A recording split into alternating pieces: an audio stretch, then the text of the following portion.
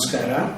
ಅನಾದಿ ಕಾಲದಿಂದಲೂ ನಮ್ಮ ಧರ್ಮದಲ್ಲಿ ಹಬ್ಬಗಳನ್ನು ಶ್ರದ್ಧಾಪೂರ್ವಕವಾಗಿ ಪರಿಸರ ಹಾಗೂ ಜೀವರಾಶಿಗಳ ಅನುಕೂಲಕ್ಕಾಗಿ ಆಚರಿಸಲ್ಪಡುತ್ತಿದ್ದವು.